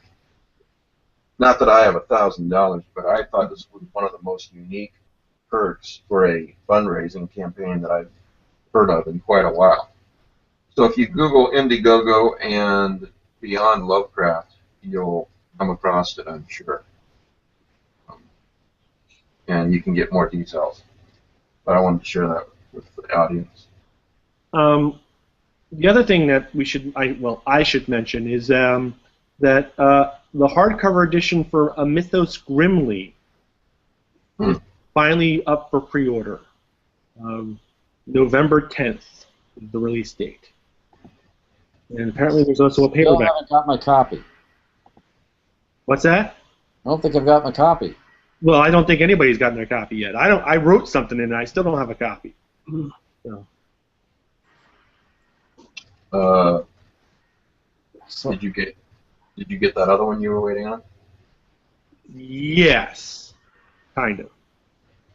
Okay. It arrived damaged, severely damaged. So Oh, that's not good. somebody's sending me a replacement. So if I get a replacement, I'll put up the damaged copy for the giveaway. How damaged is it? Damaged enough that I would, you can't call it new anymore. Okay. I mean, it's not ripped in half or anything. It's a readable. It's like a used. No, but it's bent. Oh, okay. Yeah. Gotcha. I forget, for that particular book, are there Kindle versions? I forget. For Mythos Grimly? No, the other one. I believe there is a Kindle version for that one. I was just curious. So. By the way, the Cthulhu Wars number for this show is 12. So for those of you out there watching or listening later on and want to win Cthulhu Wars, which I'm giving away at the end of November, today's number is 12, and I assume you know the details already. It's on at the post of Lovecraft eZine, but put Cthulhu Wars in the subject, and in the body of the email put 12, and it's Lovecraft eZine prizes at gmail.com, and I'll talk about the other prizes in a minute. What else do we have to announce, or what else is going on as far as mythos or horror books that we want to talk about? Do we want to discuss the Evil Dead premiere? Yeah, absolutely. Did you guys watch it? Yeah, No. I've seen it. But that's okay. I don't watch it. So. Well, there's Evil Dead in it. I'm sorry. Walking Dead versus Evil Dead. No, in fact, it's coming on tonight again. They're going to be a re-release, so I might catch that tonight. Of Evil Dead? Yeah. Ash versus the Evil Dead? Yeah. Okay. It's a 40-minute show. Okay.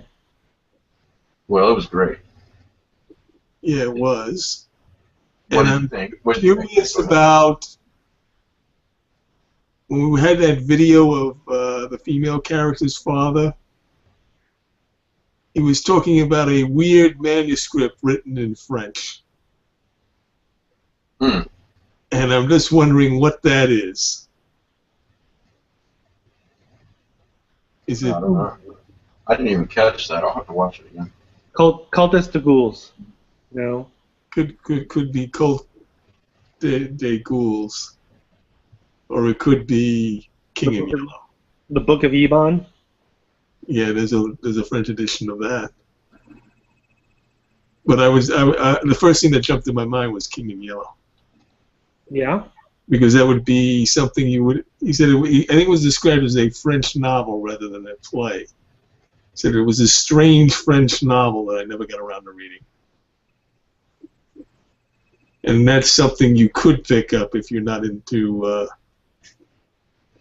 black magic or whatever. It's just a weird thing. Blair, if you're not going to hang around, I think Pete wants to email you later or something. I'm getting that impression. What possibly could you have more important to do than hang out with us? That's what I want to know. Work? Well, if I screen share my other monitor, you're going to see a whole lot of code that I'm working on over here for this week's release. So, Yeah, I love to stay, guys, but I just, while I'm awake, I want to get another hour or two in No, here of no problem. development here. But Thanks for being definitely, here. guys, thank you so much for the time and just the platform, really, to sort of share this quixotic dream we have over here. But, you know, just, hey, maybe dreams can become true, you know? And Absolutely. just keep going. Thanks, man. Talk to you soon. Just All right. send me a link and we'll get together sometime. Yeah, absolutely, man. Mike's got my email, so you can sort of forward it on from there. But right. all right, thanks, guys. Right. Night. All right. Okay, so Rick, Evil Dead. Ash vs. the Evil Dead. It was great. Action-packed, good characters. They don't have the rights to Army of Darkness, so Right. so yet at least. So they're going to not contradict it, but he's going to be so shaken up by it he never alludes to it.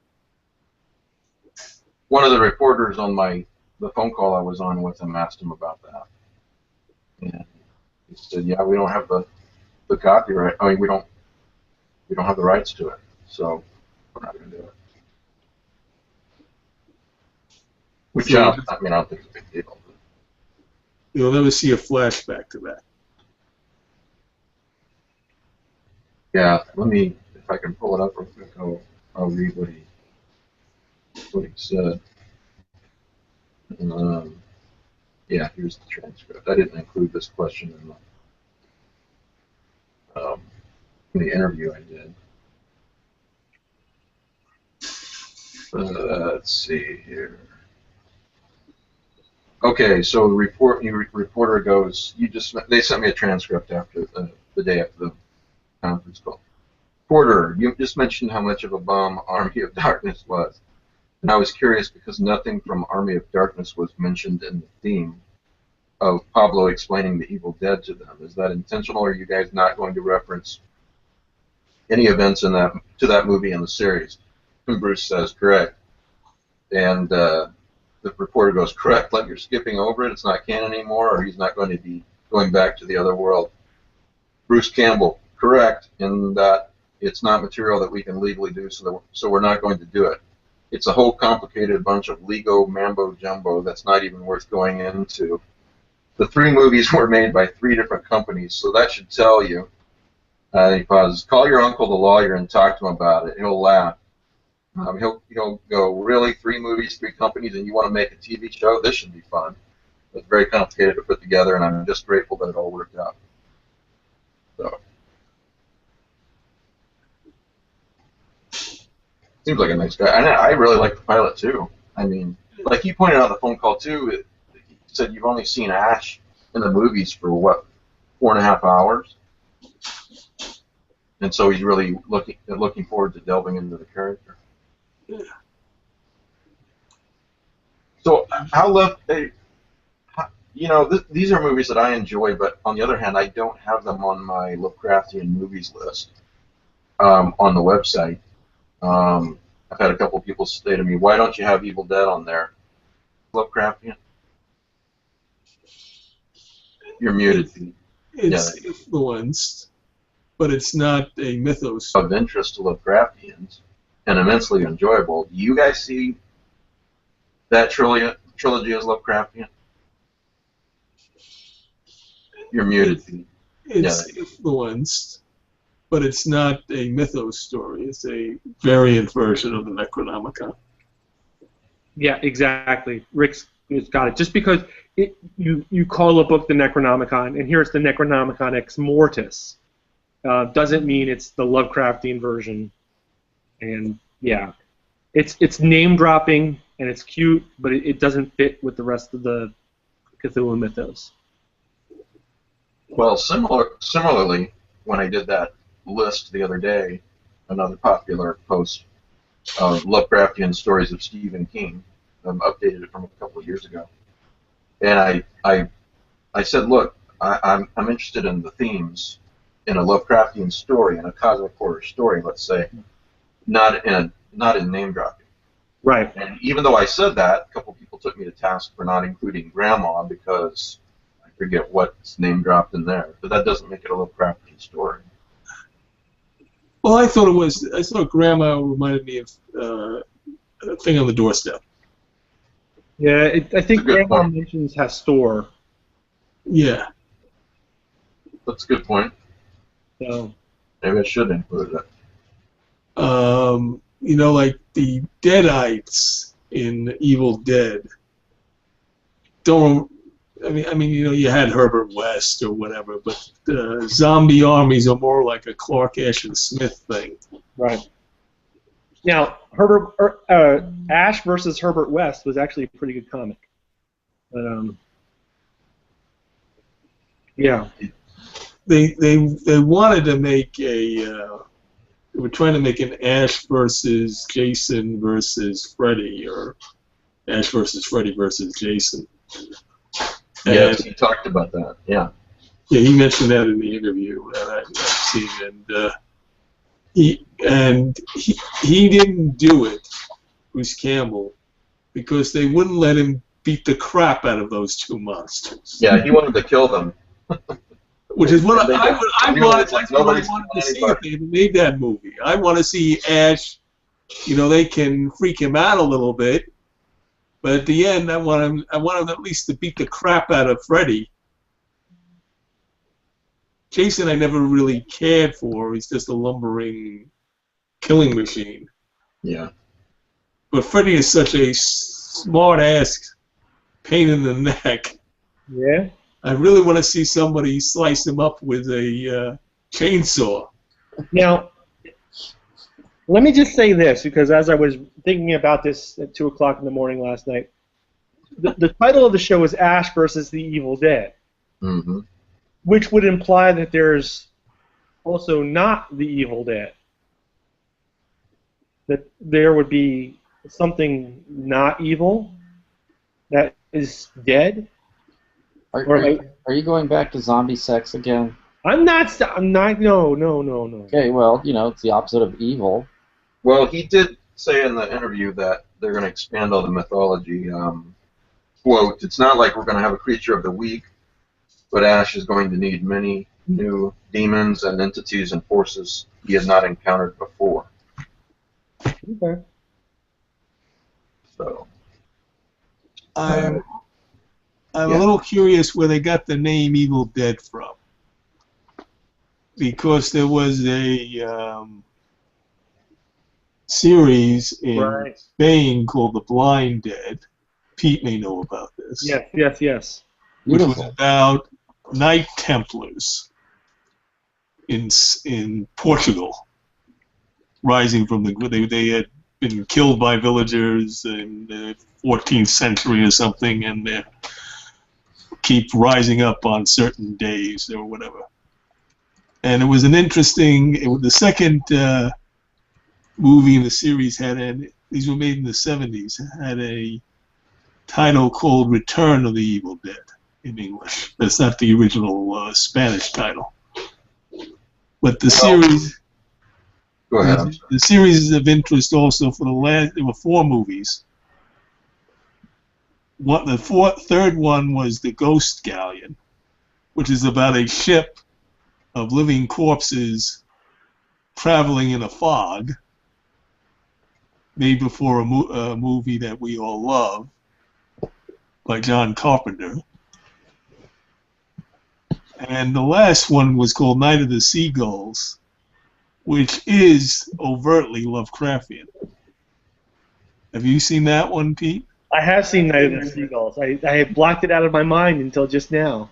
I mean, you had an idol in it. They didn't do any name dropping, but you had something that could be Dagon. Right.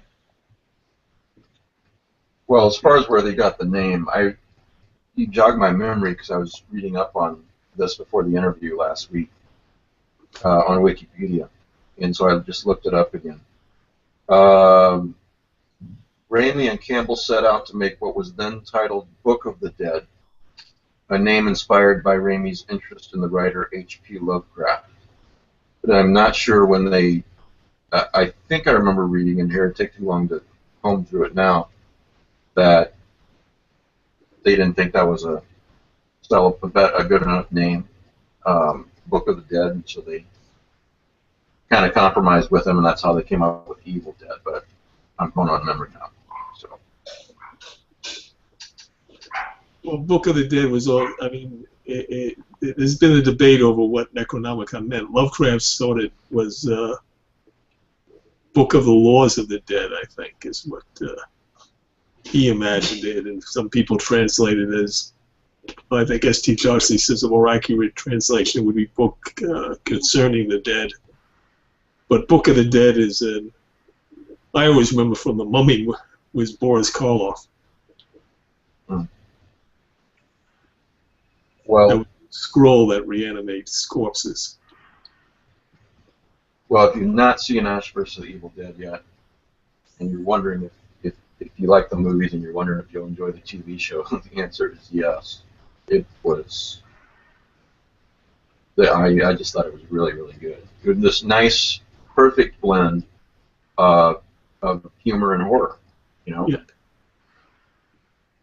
And I really loved the chainsaw grab. Right. You remember that? Yeah. It's also Ash is such he's a hero, but he's a jackass at the same time. Well, aren't the best heroes the ones with the biggest flaws? Well, and he said that too, and he really went on this. You could tell he was really passionate about this in the phone call. He called Ash an idiot a couple of times, but he said it affectionately. Find the quote.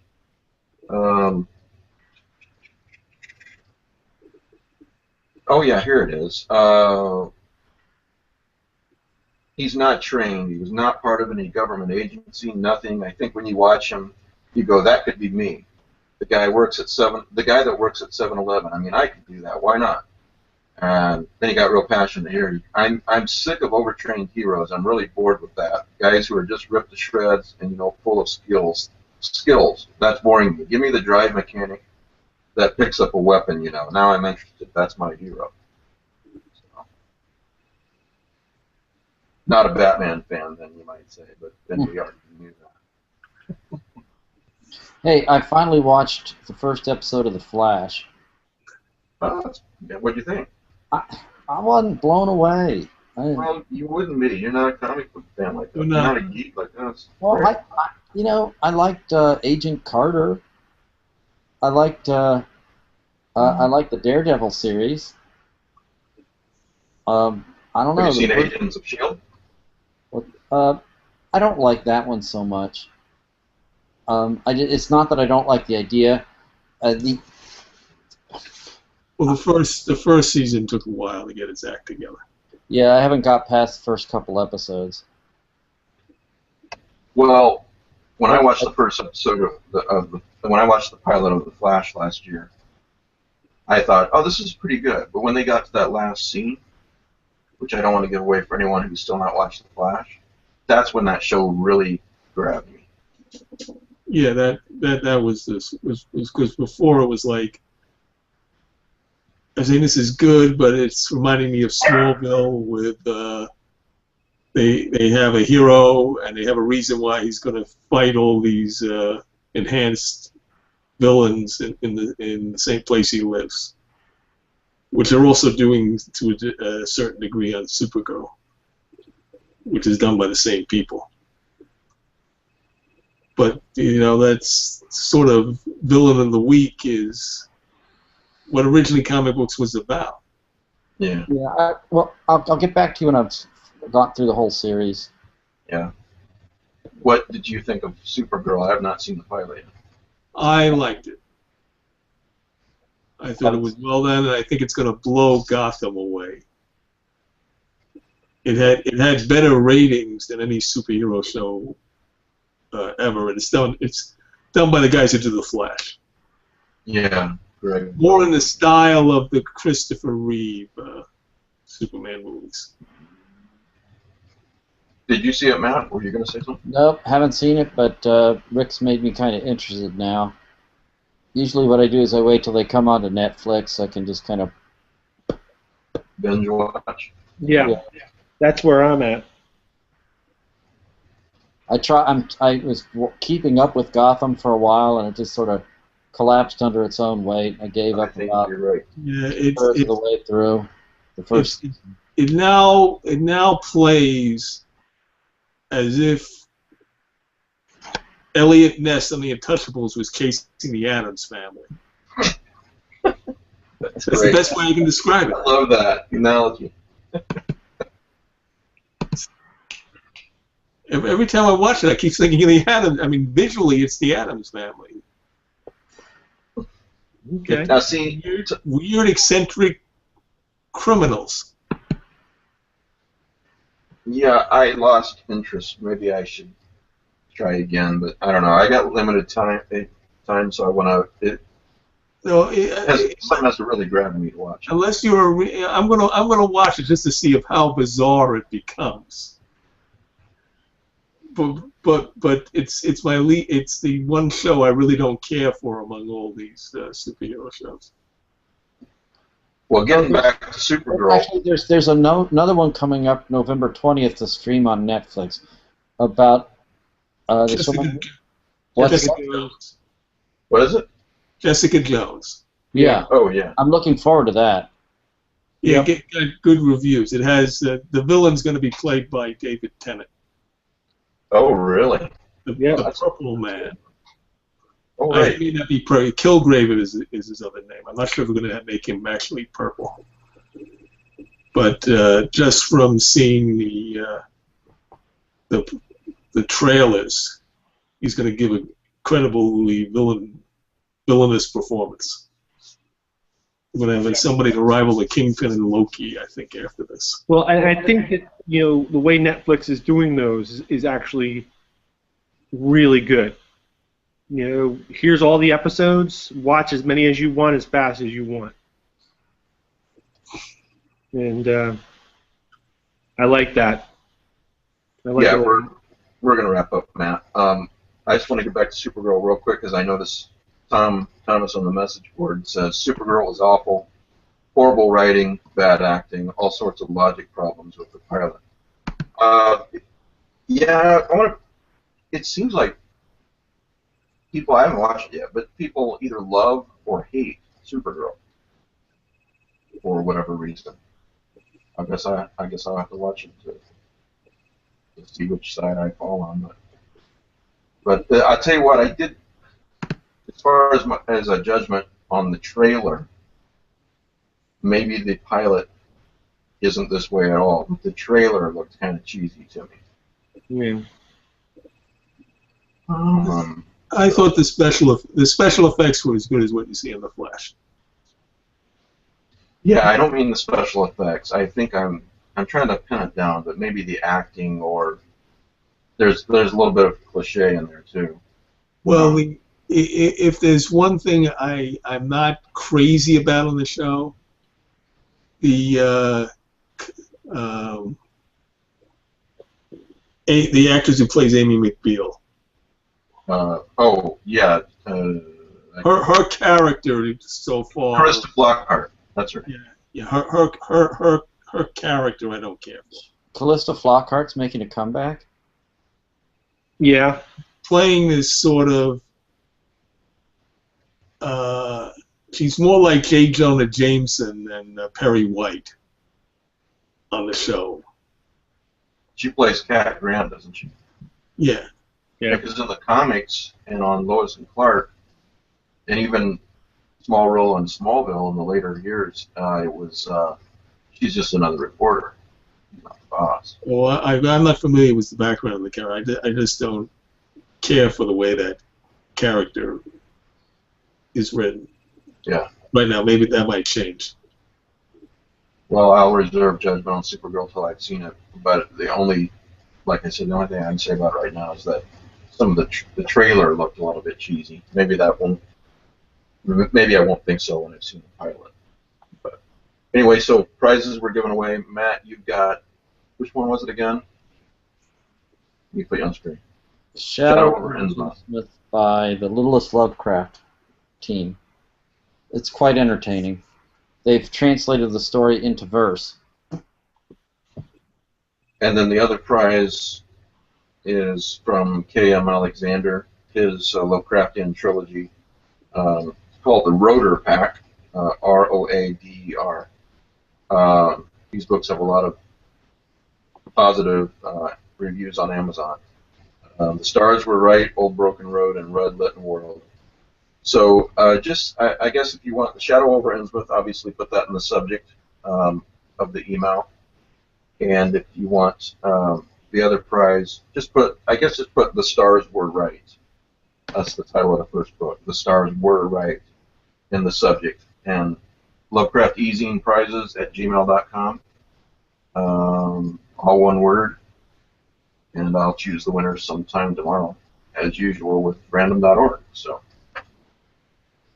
thanks everybody for watching, and thanks guys. I will see you next week.